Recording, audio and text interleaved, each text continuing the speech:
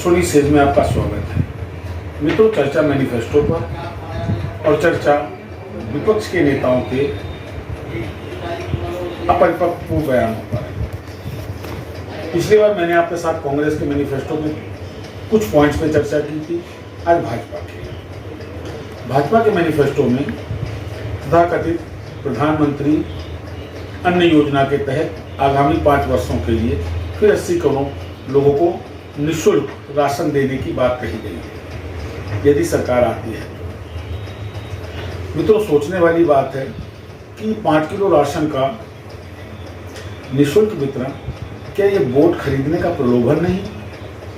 एक तरफ सरकार दावे कर रही है कि हमने 30 करोड़ लोगों को गरीबी की रेखा से ऊपर उठा दिया। यदि आपने वास्तव में हकीकत में 30 करोड़ लोगों का उद्धार किया, उनको गरीबी रेखा से ऊपर उठा के मध्यम वर्ग की श्रेणी में लाए हैं, तो उनको राशन देने की क्या आवश्यकता? किसान निधि की बात मैनिफेस्टो में कही गई है, बट भी रही है। 6,000 रुपये साल में किसका खर्च निकलता है? क्या नीति आयोग में बैठे हुए तथाकथित अर्थशास्त्रियों को ये ज्ञात है कि 6,000 रुपये में वो अपना परिवार पाल सकते हैं, जो साल भर के लिए आदमी को खरीदने की बात कर रहे हैं? मित्रों, ये सम्मान निधि नहीं है, ये एक तरीके का प्रलोभन है वोट के लिए, वोट बैंक बनाने के लिए। इस तरीके के प्रलोभन कांग्रेस 4 हाथ आगे निकल गई। 1 लाख रुपए महीना सालाना महिलाओं को देने की बात कर रही है। हमारे विकास का पैसा ऐसे बांटा जा रहा है जैसे लंगर चल रहा हो। लेकिन दुर्भाग्य क्या है कि चुनाव आयोग को नहीं दिख रहा। दुर्भाग्य क्या है कि हमारी जो उच्चतम न्यायपालिका है उसको तो समझना चाहिए कि this is the obligation against the vote. मैंने पिछले वीडियो में भी आपसे बात कही थी, हिंदुस्तान अकेला ऐसा देश है जहाँ खुलकर हॉर्स ट्रेडिंग होती है, लोगों की अंतरात्मा एकदम से जगती है। तथाकथित कारणों के चलते कहीं भी ओबलाइज किए गए हों तो वो अपना क्रॉस वोटिंग कर देते हैं। तो ये सारी चीज़ें कहीं ना कहीं अप्रत्यक्ष रूप से जो हमारे संवैधानिक अधिकार है, right of security and safety, हमारे वोट की सुरक्षा का अधिकार हमको भारत का संविधान देता है, ये उसकी खुली अवहेलना है, अवमानना है। हमारे वोट को खरीदा जाता है। मैनिफेस्टो में तथाकथित लुभावने वादे करते हैं और ये चीज़ दोनों ही पार्टियों पर कमोबेश लागू है। भाजपा भी अपने मैनिफेस्टो में फ्री के वितरण की बात करती है, गरीबों को निःशुल्क बिजली दी जाएगी। क्यों भाई, क्यों? आप उनसे पैसा लीजिए, अलग बात है, उनको सब्सिडाइज रेट पर दीजिए।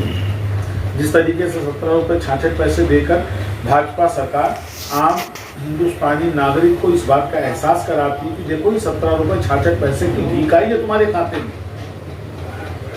उस नागरिक को जो हर खरीद के ऊपर भारत सरकार को कर दे रहा है और भारत सरकार उसको इस तरीके से अपमानित कर रही है। 17 रुपये 66 पैसे की सब्सिडी गैस पे एक मजाक है, प्रत्यक्ष अवमानना है हमारे नागरिक अधिकारों की, हमारी नागरिक गरिमा की। फ्री में बिजली देंगे, फ्री में राशन बांटेंगे, सम्मान निधि के नाम पर फ्री में पैसा देंगे, तो कांग्रेस 1 लाख रुपया बांटेगी महिलाओं को। क्या मित्रों, इन नीतियों पर भारत का चुनाव हो रहा है?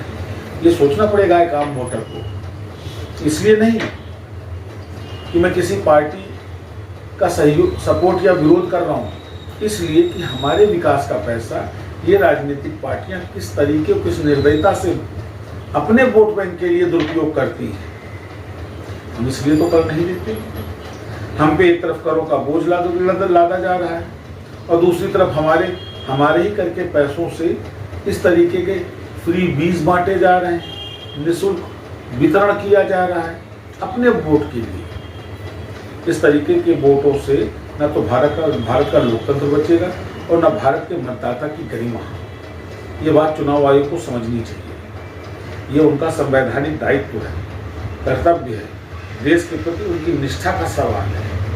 इतना मत आंखें बंद करिए। मेरा अनुरोध है चुनाव आयोग से, मुख्य चुनाव आयोग से, उनके साथी 2 चुनाव आयुक्तों से, कि इस चीज़ को समझें कि किस तरह वोट के लिए फ्रीबीज की बातें मैनिफेस्टो में करके आम मतदाता को प्रलोभन दिया जा रहा है, उसके वोट की कीमत लगाई जा रही है। इसको अविलंब रोके जाने की आवश्यकता है। तो दूसरी तरफ एबीपी की एक न्यूज़ में देख रहा था, हालांकि मैंने चैनल पे तो नहीं देखे लेकिन उसके स्क्रीनशॉट देखे हैं, जिसमें राहुल गांधी का एक बयान है कि अगर कांग्रेस सरकार बनी तो 5,000 करोड़ रुपया 50 वर्षों के लिए बिना ब्याज के वो पाकिस्तान को देने की बात करते हैं। मित्रों, क्या ये मजाक नहीं लगता? क्या आपको लगता नहीं कि अपरिपक्वता की ये पराकाष्ठा है? हम उस देश को पैसा देने की बात कर रहे हैं जिसको एक बार दिया था तो आज तक उस बेल को हम सहेज रहे हैं। अब 5,000 करोड़ देकर के राहुल गांधी क्या कहना चाहते हैं? इतना तुष्टीकरण नहीं होना चाहिए। ये सेक्युलरिज्म नहीं है, ये तुष्टीकरण है। ये अगेंस्ट कंट्री पॉलिसी है जिसका खुलेआम विरोध होना चाहिए। पुनः ऐसे किसी संवेदनशील मुद्दे के साथ मुलाकात करूंगा मित्रों। नमस्कार।